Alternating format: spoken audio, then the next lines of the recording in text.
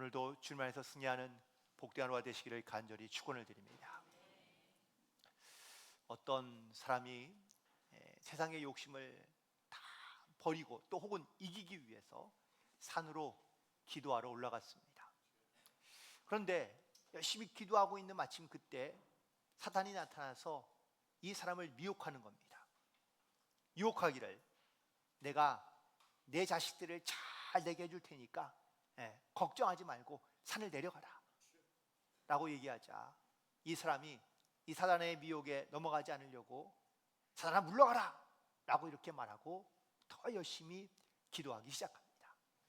그러자 사단이 질 수 없어서 또다시 유혹합니다.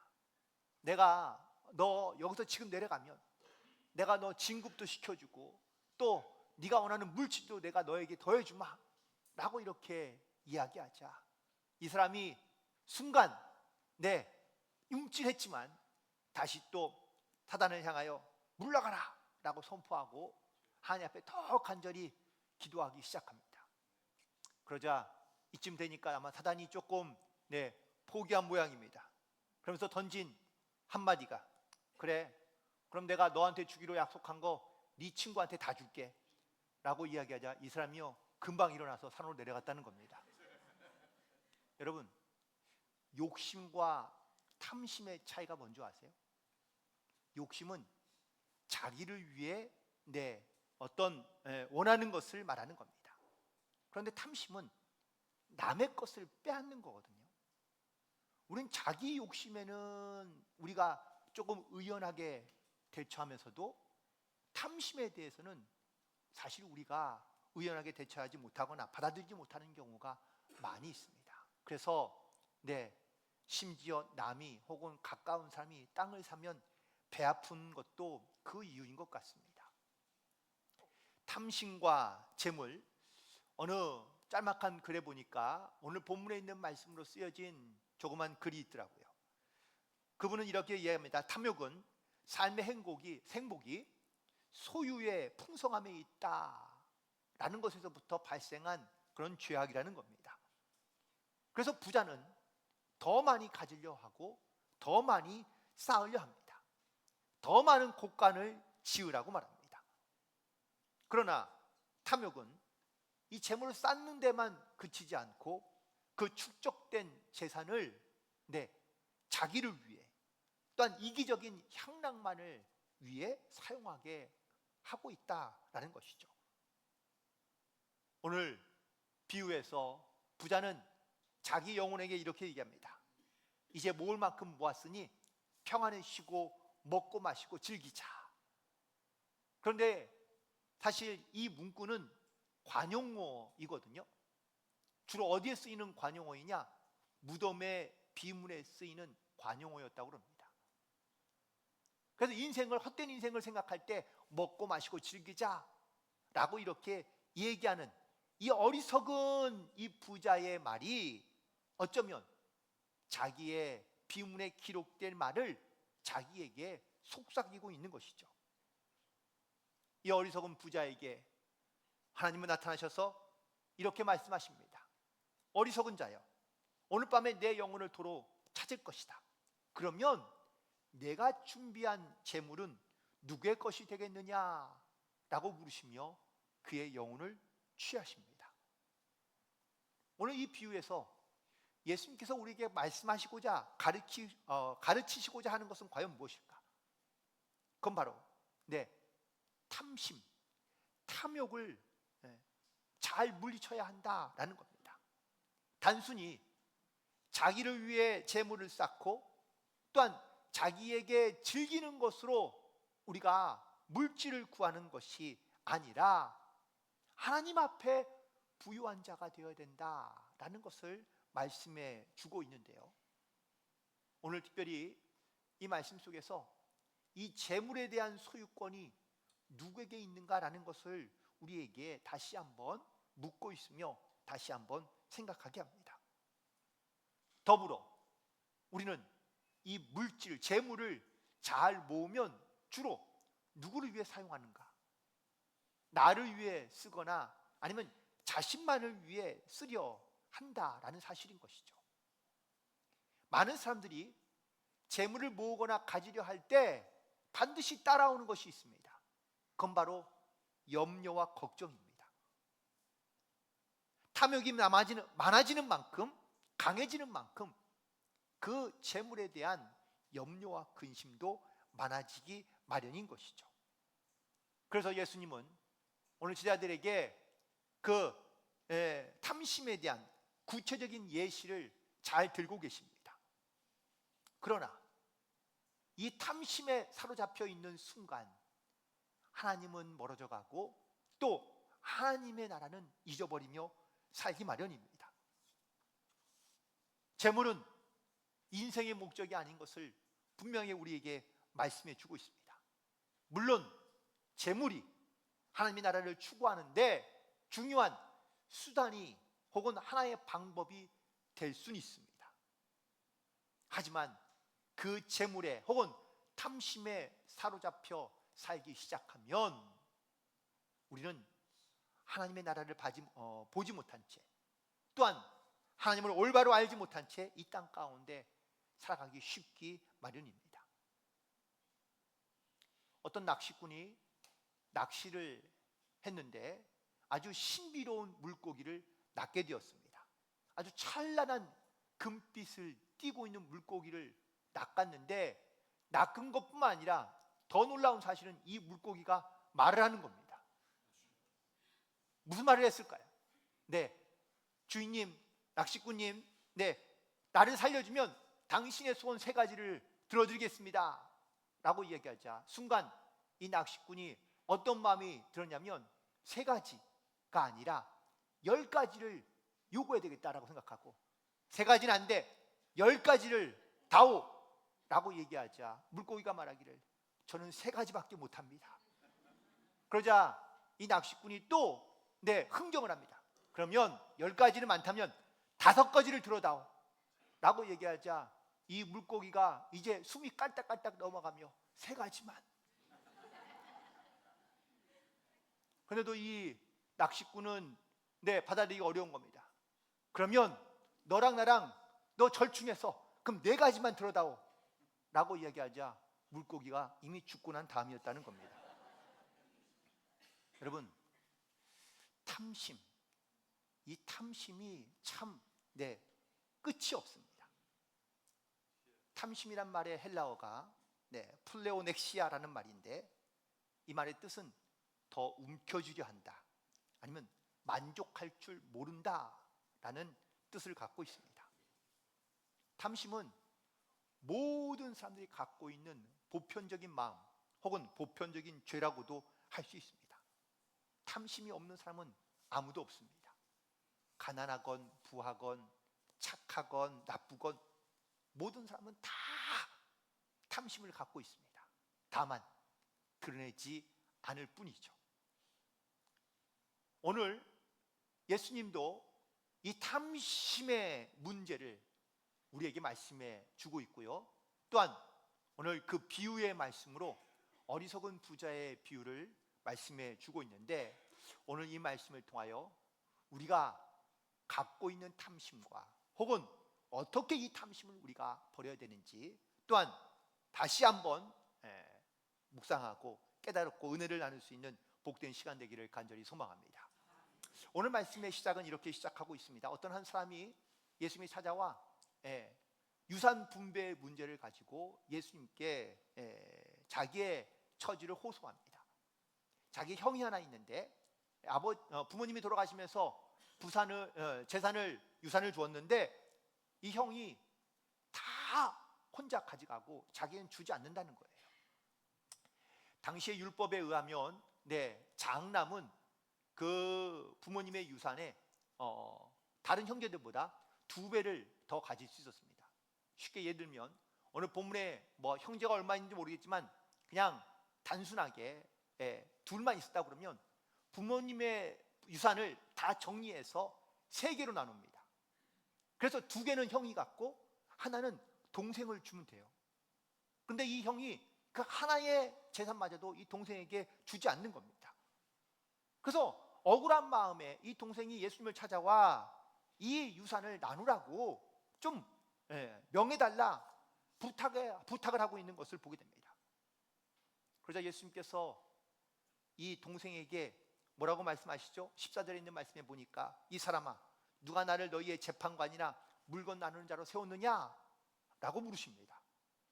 근데 이 말씀만 보면 예수님이 이 문제에 관심이 없거나 아니면 그 사람을 나무라는 것처럼 우리가 보일 수 있습니다.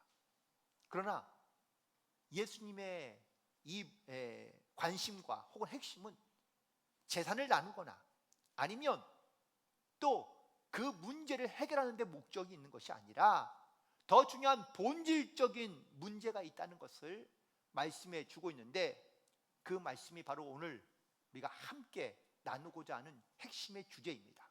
오늘 비유의 핵심은 바로 탐심을 물리쳐라 라는 말씀인데, 바로 15절에 있는 말씀입니다. 함께 읽겠습니다. 시작. 그들에게 이르시되 삼가 모든 탐심을 물리치라. 사람의 생명이 그 소유에 넉넉한 데 있지 아니하니라 하시고. 아멘. 우리가 탐심은 죄라고 인식하며 살아갑니다. 그런데 많은 사람들이 이 탐심이 있지만 이 탐심을 잘 드러내지 않는 것이죠. 예수님은 오늘 본문에서 삼가 모든 탐심을 물리치라 라고 말씀하고 있습니다. 그런데 이 탐심이 무엇과 직결되고 연결되고 있느냐? 예수님의 그 다음 말씀에서 우리가 그 예수님의 목적을 알 수 있는데, 사람의 생명이 그 소유에 넉넉한 데 있지 않다라고 말씀하고 있습니다. 여러분, 돈으로 생명을 살 수 있을까요? 아닙니다. 여기서 생명이란 이 말은 단순히 우리가 생명을 연장하는 수명을 의미하는 것이 아니라 사실 삶의 질을 의미하고 있습니다. 즉, 많은 사람들이 이 돈을 가지고, 물질을 가지고 자기의 삶의 질을 높이려고 한다는 것이죠. 우리는 그 생명을 그러면 행복과 연관지을 수 있습니다. 많은 사람들이 물질이 많으면 행복한 인생을 산다라고 생각한다는 것이죠. 그러나 단순하게 여러분, 물질이 많다고 과연 행복하느냐? 그렇지 않다는 겁니다. 우린 살아가면서 더 많은 돈을 가지고 더 많은 물질을 가지고 있으면 내 삶이 윤택하고 혹은 내 삶이 훨씬 더 여유가 있고 평안하고 행복할 것이라고 생각을 하지만, 사실 그 물질이 내 삶의 질을 높일 수도 있지만 오히려 그렇지 못할 수도 있습니다. 돈을 많이 갖고 있느냐, 물질이 많느냐 라는 것에 대한 어떤 이 시대적인 어떤 가치관의 문제가 지금도 이 물질 때문에 수많은 고통과 그리고 염려와 근심 가운데 살아가는 우리의 삶의 문제와 직결되어 있는 것을 볼 수 있습니다. 특별히 이 재물과 함께 더불어서 탐심, 탐욕이 우리가 살아가고 있는 이 시대에도 가장 큰 문제이기도 합니다. 이 문제를 제대로 해결하지 못하면 어느 한순간 갑자기 우리의 삶의 질이 무너지는 경우가 많이 있는 것을 보게 됩니다. 심지어 성공했다 말하고 혹은 부자가 되어도 이 탐심의 문제를 해결하지 못하면 그 인생이 갑자기 무너질 수밖에 없는 경우들을 많이 있습니다. 오늘 본문에 있는 부자는 나름 똑똑하고 현명하고 지혜로운 사람이라고 말할 수 있습니다. 사람의 시선, 세상의 시선은 그를 부러워하고 있지만 예수님은, 하나님은 오히려 그를 이렇게 말합니다. 어리석은 자요. 왜? 무엇이 이 부자는 어리석다고 말씀하고 있는 걸까요?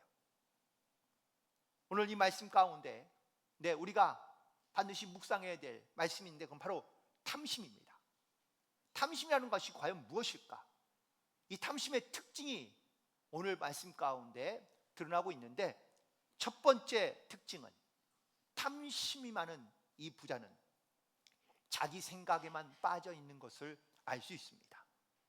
오늘 본문 16절과 17절에 있는 말씀에 보니까 한 부자가 그 밭에 소출이 풍성함에 심중에 생각하여 이르되 내 곡식을 쌓아둘 곳이 없으니 어찌할까? 라고 고민하고 있습니다. 여러분, 이 부자가 심중에 생각했다는 겁니다. 그런데 뭘 고민하고 있는 것이요?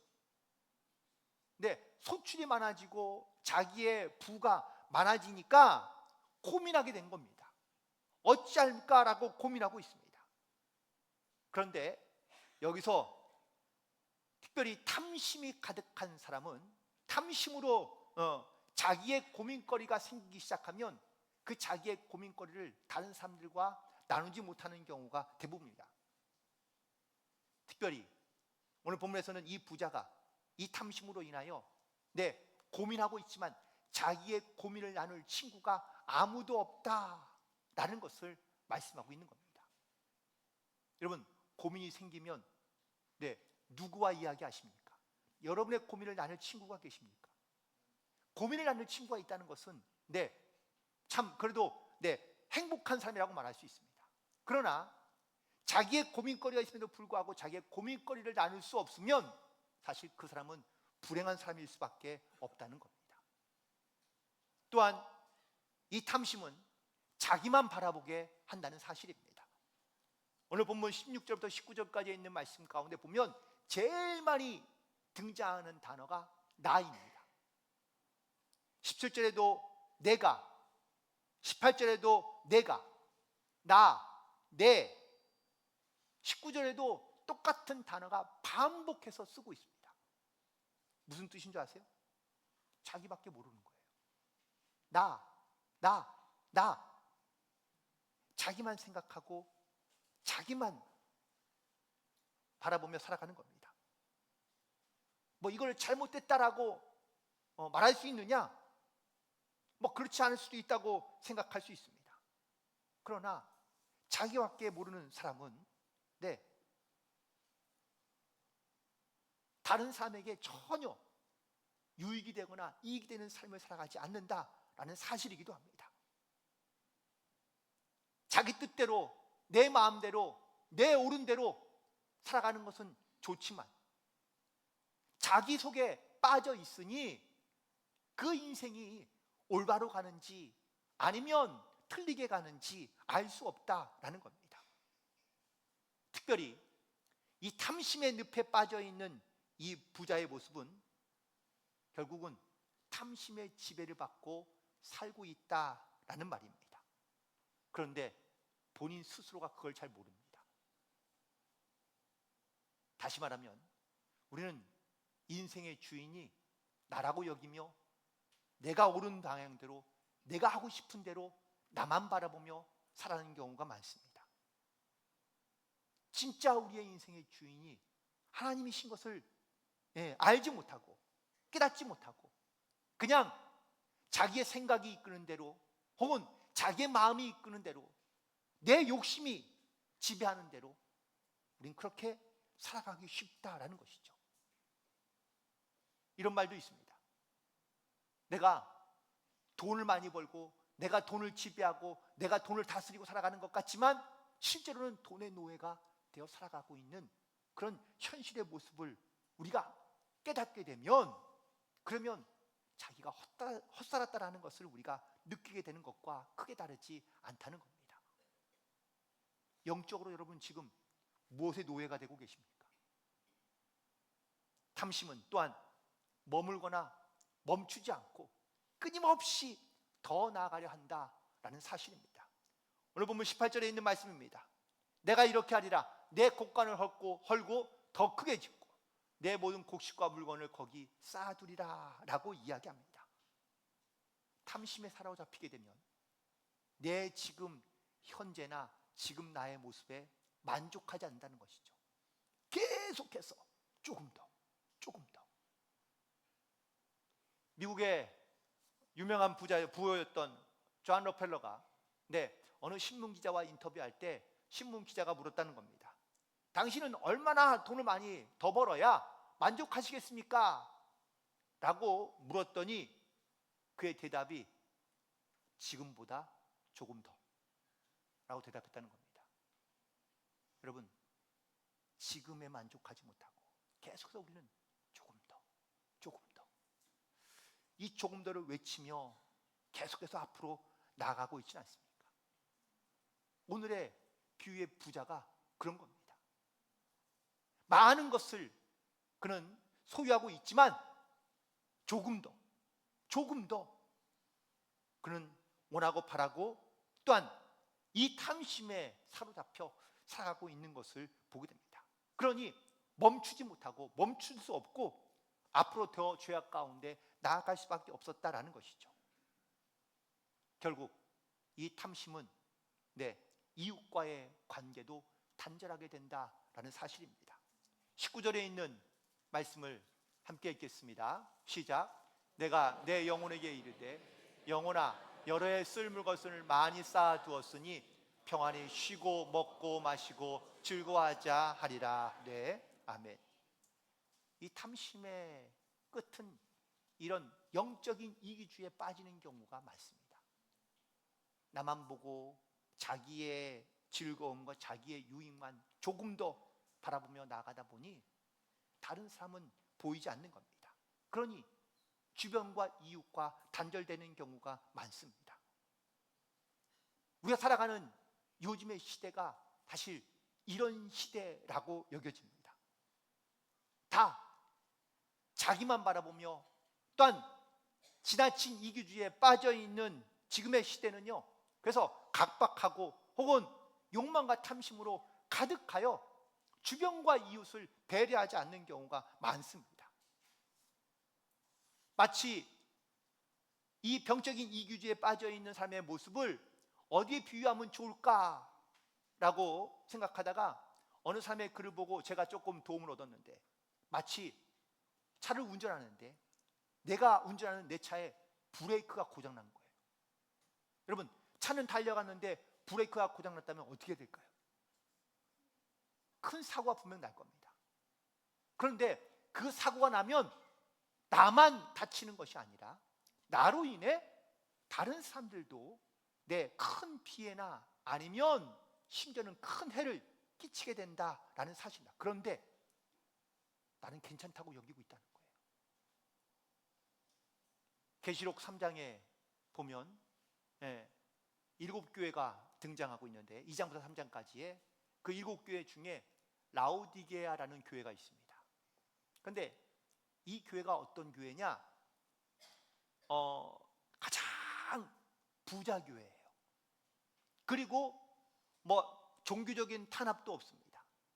정치적으로도 매우 안정적인 그런 성도들 혹은 경제적으로 여유를 갖고 있는 그런 성도들과 교회가 바로 이 라오디게아 교회였는데, 그런데 이 교회는요, 칭찬이 1도 없습니다.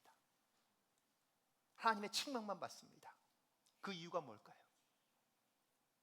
물질적으로 신앙적으로는 평탄한 것 같고 혹은 아무런 문제도 없이 안정감을 가지고 살아가지만 영적으로는 자기 이기주의에 빠져 있는 거예요. 주변을 돌보지 않습니다. 교회가 자기 성도들끼리는 평안한 것 같지만 주변에 있는 어렵거나 아니면 고통받거나 힘든 사람을 돌보지 않는 겁니다. 이런 라오디게아 교회에게 주님께서 주시는 말씀이 있습니다. 계시록 3장 20절에 있는 말씀입니다. 함께 읽겠습니다. 볼지어다 내가 문 밖에 서서 두드리노니 누구든지 내 음성을 듣고 문을 열면 내가 그에게로 들어가 그로 더불어 먹고 그는 나로 더불어 먹으리라. 아멘. 이 교회의 문제가 뭔지 아세요? 주님이 없는 거예요. 주님이 밖에서 계속 문을 두드리고 있는데 이 교회 성도들과 교인들은 문을 열지 않습니다. 주님 없어도 괜찮아요. 그냥 우리끼리 평안하고 우리끼리 잘 지내면 되지 않습니까? 여러분, 주님이 없는 교회, 주님이 중심되지 않고 사람이 중심되는 교회가 과연 건강한 교회, 합당한 교회일까? 결국 오늘 말씀의 가장 핵심적인 주제는 여기에 있습니다. 바로 진정한 삶의 주인이 누구이냐 이 사실을 잊지 말라라는 말씀을 주고 있는 겁니다. 오늘 본문 20절에 있는 말씀입니다. 함께 읽겠습니다. 하나님은 이르시되 어리석은 자여 오늘 밤에 내 영혼을 도로 찾으리니 그러면 내 준비한 것이 누구의 것이 되겠느냐 하셨으니 아멘. 디모데전서 6장 10절에 보면 돈이 일만하게 뿌리가 아니라 돈을 사랑하는 것이 일만하게 뿌리라고 말씀하고 있습니다. 탐심인 거예요. 돈을 사랑하는 게 탐심입니다. 이 탐심이 우리 가운데 있으면 주님이 보이지 않는 겁니다. 우리의 삶의 우선권이 우선순위가 물질에 있고 명예에 있고 혹은 자기 사랑에 빠져 있으면 주님이 필요하지 않은 거예요. 주님이 아무리 밖에서 우리의 문을 두드려도 우리는 열지 않습니다. 주님 없어도 평안하니까요. 주님이 있으면 오히려 불편하다고 생각할 수 있습니다. 이 부자는 탐심의 노예가 되어 살아갑니다. 그러니 인생의 참된 주인을 잊은 겁니다. 눈이 어두워지면 보이지 않듯이 이 부자에게는 물질 때문에, 탐심 때문에 하나님이 보이지 않은 겁니다. 자기가 주인인 줄 알고 사는 겁니다. 그러면서 그는 끊임없이 염려하며 근심하며 불안해합니다. 어찌할까?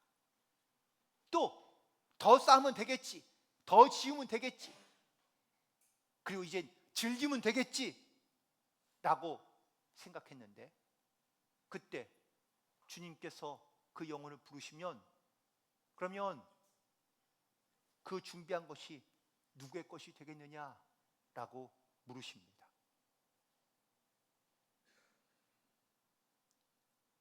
우리는 우리의 인생의 주인이 누구이신지를 분명하게 알아야 됩니다. 말씀을 정리하면서 내 몸 혹은 내 건강 혹은 심지어 내가 가지고 있는 이 물질조차도 사실 우리는 내 마음대로 내 뜻대로 할 수 없는 경우가 많습니다. 가지고 있다고 해서 사실 내 것이 아닐 수도 있습니다. 소유하고 있다고 해서 사실 내 것이 아니라는 것을 우리가 인정하며 살기가 쉽지 않습니다. 부자에게는 이 탐심으로 사로잡혀 거기에서 벗어나지 못한 채 인생의 참된 주인이신 하나님을 인정하지 않은 채 살다가 결국은 하나님께서 부르시니 아무것도 하지 못한 채 결국은 하나님 앞에 올라갈 수밖에 없었다라고 말씀하고 있습니다. 오늘 이 비유에서 주님 우리에게 분명하게 말씀하십니다. 내가 혹시 다른 주님이 아닌 다른 것에 사로잡혀 내가 주님을 바라보지 못하며 살고 있는 것은 아닌지.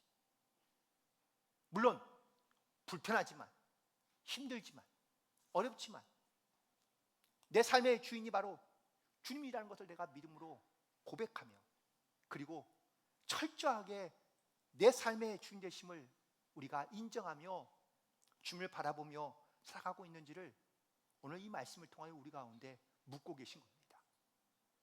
사랑하는 성도 여러분, 혹시 내 삶의 주인은 과연 누구이시라고 고백하고 계십니까? 그렇다면 내가 주님을 내 삶의 주인으로 인정하며 또한 그 믿음의 고백으로 살아간다면 지금 나는 그 주님의 말씀과 부르심 가운데 어떻게 결단하며 순종하며 나아가고 계십니까? 우리는 항상 이 물음 앞에 또한 이 질문 앞에 서 있는 줄 믿습니다. 오늘 그 물음에 믿음의 결단과 또한 고백을 통하여 내 삶의 진정한 주인은 하나님이심을 믿음으로 고백하며 그리고 그 주님의 부르심과 명령을 따라 담대히 나아갈 수 있는 그런 저와 여러분이 되기를 주님의 이름으로 간절히 축원을 드립니다.